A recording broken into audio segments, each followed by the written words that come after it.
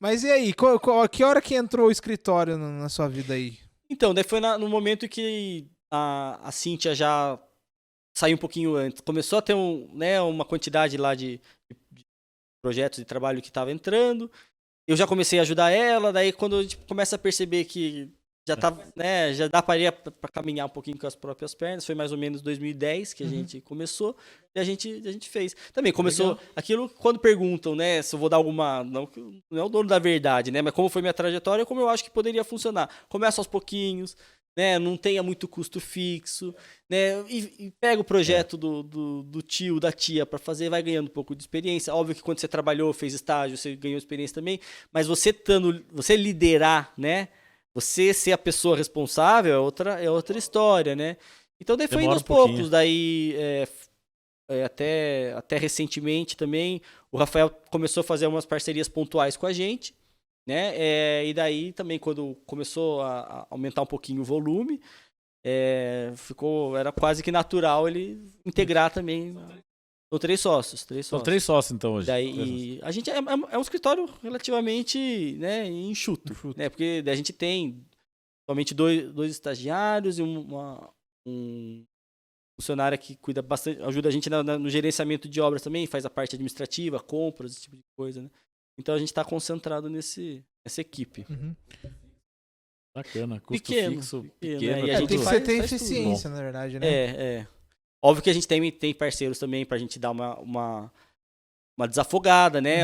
Tem bastante gente que a gente terceiriza, pessoas que a gente confia também. Mas e lá, a divisão, aí não sei se você pode falar, um fica lá mais pra projeto, outro fica mais pra agora outro. Também a gente tá se organizando um pouco mais nesse sentido. No começo eu assim que a gente, né, se misturava batia ali. o escanteio, cabeceava, fazia um pouco de tudo. Agora a gente tá um pouco mais. O Rafael tá bem na parte da parte de documentação, né, do projeto. A elaboração é um pouco de todos. Mas acho que tem sido mais também o Rafael e a Cíntia, dependendo do projeto, né? Daí ele faz toda a parte do desenvolvimento do projeto, o executivo, a compatibilização, toda essa parte. Quando entra um pouquinho mais de especificação de material, né, de revestimento, a Cíntia também acaba encabeçando um pouco mais. Eu tenho cuidado mais da parte das obras, do acompanhamento das obras. Projeto legal, eu também dou uma concentrada nisso, desde o início eu tava mais por dentro. Então a gente se divide mais ou menos dessa forma. Qual que, no seu na sua opinião, qual que é a maior diferença, assim, de trabalhar sozinho e, no caso, no escritório em grupo, assim? Olha, uma coisa que também quando perguntam bastante isso, né? O simples fato de você poder conversar com alguém sobre, às vezes, um abacaxi meio difícil de descascar, que só isso já vale bastante a pena. Reflete novas ideias, outras opiniões. Fora essa questão de novas ideias, você ter alguém para poder conversar, para poder debater, né? E essa organização de trabalho, pensando agora em fluxo de trabalho, também é muito bom. Você poder focar um pouquinho mais nisso, né? Você fazendo o que você confia, fazendo do outro lado, né? você não deixou de fazer, então, né? Por exemplo, essa parte, por exemplo, eu falei de aprovação, universo à parte, né? Então é chato, você tem tem seus caminhos e tal, né? Que a gente já vai aprendendo. Se os 3 tivessem que estar, né, por dentro disso, talvez não sobrasse tempo. Então, um concentrando já consegue até ser mais eficiente, digamos assim. E querendo ou não, o cara trabalha sozinho ali, o cara passa raiva com a aprovação, aí depois tem que entender o cliente, paz e amor ali, né? Assim a gente tem feito mais esse atendimento, desde o início, com o cliente e tudo mais, né? Tá com a cabeça mais tranquila que não participou da regularização. Isso. Mas enfim, E daí, hoje vocês são focados mais em residencial ou vocês fazem projetos comerciais? Não, a gente faz também, mas acaba tendo um pouco mais, o grosso acaba sendo um pouco mais residencial. Mas a gente tem feito, a gente fez recentemente projeto de escola, né? Que legal. Fizemos, eventualmente a gente, quando o tempo permite, a gente entra em concurso. Que legal. Depois que a gente tá tentando ver se a gente consegue dedicar um pouquinho mais. Mas acaba muito consultório, né? Consultório médico, a gente acabou já fazendo bastante. Fizemos academia, enfim, bastante coisa. Mas a residência unifamiliar é o grosso, né? Concurso da arquitetura, assim, você acha que é uma coisa É porque tem gente que tem opinião contra e a favor do concurso, Sim, né? sim. Porque tem muito concurso também que acaba nem pagando o trabalho que você Não, tem. com né? Você certeza, tem ali é. pra fazer. Eu tenho minhas dúvidas até que ponto, que eu já vi gente mencionando, o concurso pode ser um bom canal de entrada, né, e de início. Uhum. Pode ser, mas...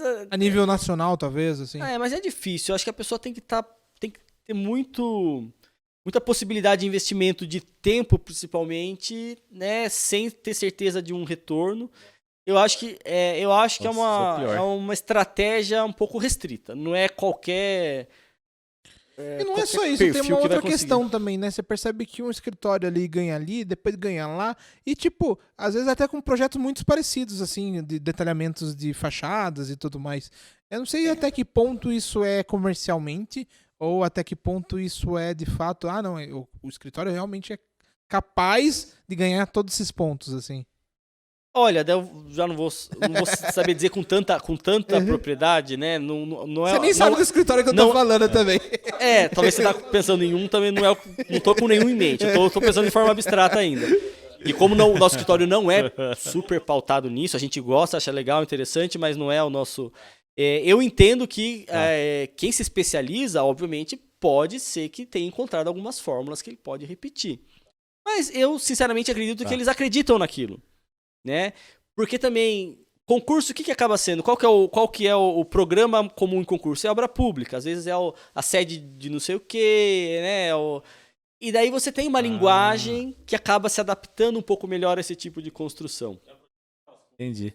É um projeto real esse a concurso, maioria, não é um projeto fake, não. Acho que Real. 90 e poucos % aí é projeto pra realmente acontecer. Pra pessoa escolher, você ganhou isso aqui, é o vencedor, daí o você tem projeto lá no vencedor. edital, você ganha o direito de fazer o projeto executivo. Não, é legal, assim. E concurso para estudante é uma coisa muito bacana, a gente incentiva bastante, porque ele, né, desenvolver esse tipo de exercício. Eu acho que muita gente gosta, no final das contas, do concurso, né? Porque ele te traz... se você ganhar, é porque ele te valorizou a sua criatividade de fato, né? Sim, então, sim. é lógico, tem algumas vertentes, o programa, né? Necessário, mas você acabou fazendo ali do que, necessariamente, o que você acredita, né? Eu acho que sim. Né? Então, o concurso tem esse lado positivo. Agora, quando, às vezes, você está sendo contratado por X pessoa, às vezes, não é só o que você acredita, às vezes tem outros poréns, né? Sim, sim. Então eu acredito que o concurso ele te traz mais liberdade e ao final das contas você vai estar sendo julgado pela sua ideia. Né? É isso. O problema é quando você perde, né? Você, Então, além de perder isso que eu tô tempo, falando, dinheiro, né? que ninguém vai te remunerar, você tem uma outra perda que é pior, que eu acho, que é... Será que aquele projeto não ficou legal? Como é que você vai mensurar assim, por que você perdeu? autoestima. Tô falando de isso. dinheiro. De autoestima, exatamente. Que linha que eu segui que mas acho que, não bom. foi legal? Você tem essa leitura quando você perde, se você já perdeu? Acho que sei a lá? pessoa tem que estar... Porque eu já perdi muito na arquitetura, mas eu não faço leitura nenhuma quando eu perco. Eu fico puto só. Tem aspectos subjetivos Leitura nenhuma. no projeto, né? Daí você sempre pode, achar que, na verdade, tem alguma Porque coisa existe também uma comissão julgadora. Então é difícil, às vezes o projeto... Não, eles mas não- às vezes, Às vezes tem perdeu. parecer... às vezes tem algumas características verdade? que eles apresentam até como um formato de ali, essa empresa ganhou por causa disso, que foi o fundamental e tal. Às vezes, por exemplo, às vezes o e se ela projeto ganhou foi por muito causa eficiente disso? na questão de sustentabilidade que o outro não abordou. E pra gente é importante a sustentabilidade. explorou... Então explorou legal, um potencial, legal. o terreno tinha um aspecto X que foi bem explorado nesse projeto. Existe um porquê, na grande maioria. O problema é quando não tem o porquê, mas tudo bem também. Conseguiu solucionar, às vezes tem projeto que tem já um problema de antemão, né? Conseguiu solucionar um potencial conflito que poderia existir, está bem resolvido. Mas eu vou te, falar que teve aí faz sentido, faz sentido. concurso que foi ganho aqui em Sorocaba, inclusive, que até hoje eu não consigo entender. Tipo, funciona muito bem em uma região do país aí, que foi usada a mesma técnica. Não tava, mas eu acompanhei. E foi utilizado aqui em Sorocaba. Em Sorocaba é quente, é calor, totalmente diferente, desconexo do que a realidade apresentada no sul do país lá. Então, e ganhou aqui, com a mesma solução. Ganhou aqui. Aí eu falei assim, tudo bem, pode ser que eu não fui tão a fundo ao projeto, mas você começa a olhar a fachada, um monte de pano, né, de vidro e tal, né, uma solução que às vezes não... Concurso sempre vai poder debater. Então. Tem concursos famosos, né, de polêmicas que já aconteceram, históricos, inclusive. Né? A Brasília foi um concurso. O pessoal fala que o Niemeyer já era queridinho do Lúcio Costa, os negócios assim, né? Mas isso é fato. Não, eles eram. Isso é. Não, dizem isso é história. Que foi meio que arranjado Não, e tal. eu não sei se foi arranjado, não mas sei é. também. Mas dizem, o pessoal fala que foi assim, tipo, já se conheciam, um já gostava da linguagem do outro, e o Lúcio Costa já, pra seguir a linha que ele Não dá pra queria, competir ele com foi, o contatinho, fizeram né? um concurso porque precisava ser feito, e daí já saberia que ele ia ganhar. Deus. A história aqui. conta, né? Melhor parar O Juscelino era muito amigo do Niemeyer, né? Então ele falou, Niemeyer, tá aqui, você vai fazer a cidade e os projetos. O próprio Niemeyer falou, não, eu posso fazer os projetos, né? Isso eu aceito. Ok. Os edifícios estão ok. Coitadinho. Mas acho que podíamos fazer um concurso e tal. Diz que foi dele uma das ideias. Mas ele tinha já o Lúcio Costa, já como uma espécie de Eu acho que de o mentor, mestre né? ali, né? Foi. Ele era um pouco mais velho. Ele era uma espécie de mestre daquela geração. Mas convenhamos, ganhou o melhor projeto. Convenhamos. Se a gente dá, né? Porque legal. senão não fosse Foi legal. um raio, que nem aquela história, o raio não cai às vezes no mesmo lugar, né? Com E ele tem certeza. diversos outros projetos bem conceituados aí a nível Sim. internacional, São né? duas figuras importantíssimas, né? Isso não dá pra questionar. O que eu não gosto, mas não é uma crítica a ele, ao Niemeyer, é que o Brasil ficou muito tempo nisso, no concreto. Concreto. Com E certeza. acabou perdendo até a identidade de novos profissionais e tal. Tanto que eu fiz uma, não sei se você já ouviu falar, Arquitetura Paulistana, é uma visitação que a Escola da Cidade fazia antes da pandemia, todo semestre. E existia um debate muito interessante que era assim, até quando vai existir só essa linguagem? O Brasil é só isso, do concreto, né, lina, enfim, outros mesmo parecido, né, mesma linguagem.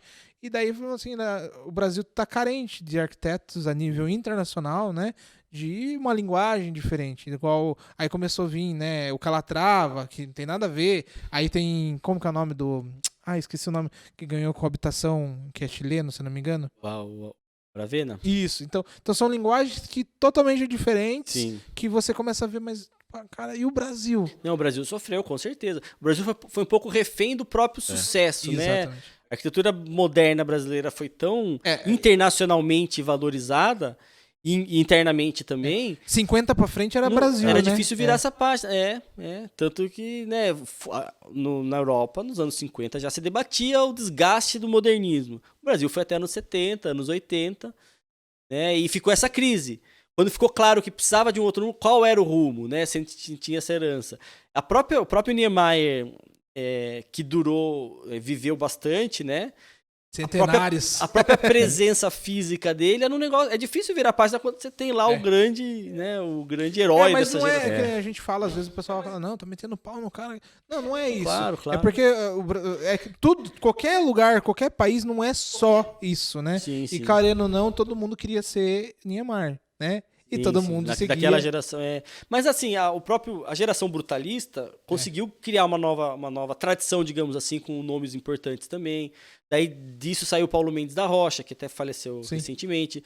Mas digamos que para as gerações mais recentes, talvez ele tenha conseguido desempenhar um pouco melhor esse papel de mentor, né? Sim. Dessa. Assim, acho que a partir dos anos 80 que o Brasil tentou expandir um pouquinho. Não foi fácil, teve uma série de... Diversificar, de debates a respeito do que seria o ideal. Mas, enfim. Porque é difícil também, né? Se apresentar várias referências e você falar, poxa, eu tô indo pro lado errado, né? Às vezes você pensar assim, dessa maneira. Será que tem certo e errado? Também? Então. Aí você começa a perceber. Eu até falei que a gente começa a criar uma crise de... né? Ele fala assim, caramba, eu vou pra esse caminho, eu vou pra esse aqui, o que as pessoas querem, né? Eles querem. Aí você começa a falar, putz... Mas não teve resistência do Niemeyer momento. também. Não, pelo contrário. Não teve, eu acho que ele foi bem nos últimos tranquilo, 20, né? 30 anos, Pelo contrário. Ele tava... Mudou um pouco também, né? Ele virou um pouco também. repetia Comercial. sempre aquela mesma forma. É uma assinatura, né? O que a gente chama aí, que é, Exatamente. tipo, tá fazendo sucesso, por que que eu vou mudar, né? E, não sei, você pensa alguma coisa sobre a questão de assinatura, de seguir uma mesma linha, ou você gosta de ser diverso, assim? Não, eu acho que é legal quando você consegue, quando você tem um... Mas eu não vejo como... eu acho que é uma condição que não é para qualquer profissional e nem deve ser. Uhum.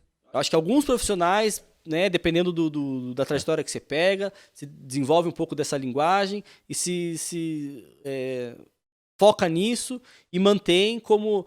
Não é todo mundo que vai conseguir. Eu acho que, de uma forma geral, você tem que pensar que você está trabalhando num contexto um pouco mais complexo e que, se você se fechar, às vezes pode ser que viabilize, digamos assim. No começo ali, quando eu me formei, né, eu pensava muito, nossa, tem que criar uma assinatura, uma coisa que... E ficava naquilo ali, engessava, e tudo que você fazia parecia que não ia pra frente. E daí você começa a perceber, assim, e até essa questão de visitações em outros projetos, outras obras, né? Você começa a perceber, poxa, nossa, aqui tem uma solução tão legal e eu tô lá engessado naquilo lá. Sim. E daí eu comecei a perceber que, pra mim, o que funciona de fato é você ter soluções muito bem feitas. Bem feitas. E que funcione de Projetos fato. bem feitos, que funcione de fato. Porque às vezes surge naturalmente. Tem aspectos que você vai sempre retomando nas E ele se mistura obras, com o estilo, né? Ele se mistura. Isso, sem você perceber, você tá. Mas não ficar fechado é interessante também. É uma visão mais eu vou te moderna, falar que o porque- podcast me ajudou mais ainda. Imagina a quantidade de visões diferentes. Hoje né? em dia tem, até pouco tempo atrás, até em 2020, eu nunca fiz uma casa com telhado aparente. Nunca tinha feito. Pra você ter uma ideia, ó a curiosidade. Eu falei, fiz várias casas, eu falei, aí apareceram os clientes, sentaram, eu queria assim, eu falei, então, ó, eu já fui sincero, eu falei, nunca fiz uma casa de telhado aparente. A pessoa até se assustou, eu falei, porque querendo ou não, o Brasil tem muitas casas com telhado aparente, com essa, é uma certa tradição brasileira, né? Sim. E você falar pro brasileiro pra gente falar pro brasileiro isso, eu falei, caramba, como que você nunca fez? Eu falei, não, ó. Então eu falei, a gente usa muito plate-banda e tal, né? Trazendo essa linha e tal. Aí eu comecei a mostrar. E eu comecei a falar, me aceitar. Eu falei assim, não, eu posso fazer. E comecei a estudar mais, porque, querendo ou não, tem vários quesitos técnicos baseados na inclinação do telhado, baseado em vários outros quesitos. E daí eu falei, não, eu posso fazer. E, cara, a partir daí eu fiz esse projeto, aí começou a aparecer outros clientes baseados nesse projeto. Eu falei, caramba, né? É uma coisa que eu relutava em fazer. Tá querendo colocar telhado em prédio também. Mas eu agora. relutava em fazer esse tipo de projeto e acabou que fluiu bem, assim, sabe? E às vezes a gente não sabe o nosso estilo porque nunca tentou uma coisa diferente, né? Com certeza. E às vezes nem precisa ter o próprio estilo, às vezes você precisa atender muito bem a demanda que é necessária, né?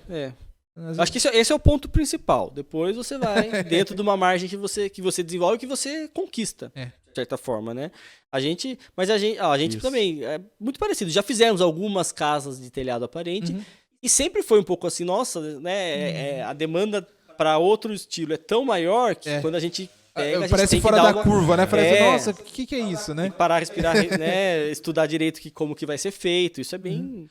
Mas hoje eu levo com uma situação, tipo, quando aparece um projeto diferente, eu levo com uma situação, tipo, nossa, eu vou ter que estudar mais ainda. Com certeza, a gente também. Então, são coisas que não é ruim. Se você levar pro lado ruim e falar, puxa, queria fazer só telhado aparente, de telhado embutido, pra mim é mais fácil. Aí você fica no beabá ali sempre. E até o sistema construtivo, né, também...